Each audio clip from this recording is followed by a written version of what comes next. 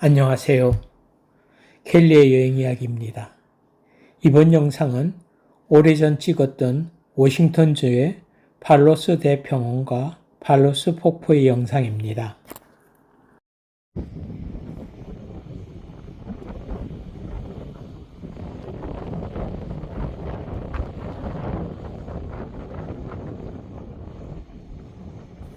지금 영상을 찍는 위치는 스태프 뷰티라는 해발 1100m 정도의 그 정상에 있는데요. 이 꼭대기에 올라서면은 산을 전혀 볼 수가 없습니다. 정상을 중심으로 거의 60마일 정도는 전부 구름으로 형성되어 있습니다. 팔루스 대평원은 오리건주의 북동부와 아이다호주의 서북부 그리고 워싱턴주의 북동부에 걸쳐 있습니다. 팔루스는 인디언 언어로 잔디를 뜻한다고 합니다. 평원과 언덕과 구름이 어우러지며 밀의 주산지이며 곡창지역입니다. 또 각각의 땅 소유자들이 각자의 방식으로 농사를 지어 구름마다 컬러가 다르고 같은 녹색이지만 그 색들이 모두 다릅니다. 거기다 햇빛이 비치는 각도와 양에 따라 다른 모습을 보입니다. 농사를 짓는 땅에서 저절로 보여지는 모습이 엄청납니다. 거기다 여명과 일출, 정홍, 일몰에 따른 색도의 변화도 각각 다른 모습을 보입니다. 그래서 사진작가들에게는 큰 인기가 있지만 현지를 찾아가는 길이 쉽지가 않아 여행객들은 그리 많지 않습니다. 주변의 큰 도시에서 이 평원을 찾으려면 차량으로도 5에서 6시간 운전하여야 하며 가는 길에는 거의 작은 마을조차 보기가 쉽지가 않습니다. 더불어 같이 볼 수 있는 경치가 없어서 여행자들은 잘 찾지 않는 것 같습니다.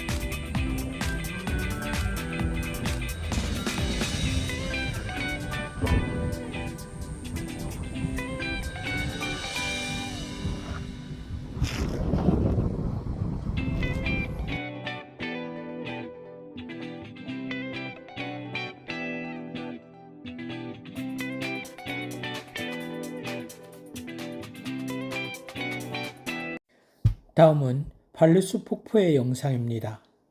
팔루스 폭포 높이는 60m 정도이며 평원의 깊은 계곡과 폭포를 이루는 물줄기의 경험이 참 궁금합니다. 폭포는 팔루스 대평원을 바라볼 수 있는 스텝틀 뷰티에서 서너 시간을 차량으로 이동해야 합니다. 폭포 근처에는 호수가 함께하는 탑이 있어 이곳 주민들에게 인기가 많습니다. 팔루스 폭포를 바라보면 캐나다 히슬러 인근의 브랜드 와인 폭포를 닮았다는 느낌도 납니다. 폭포와 주변의 모습이 무척 비슷해 보입니다.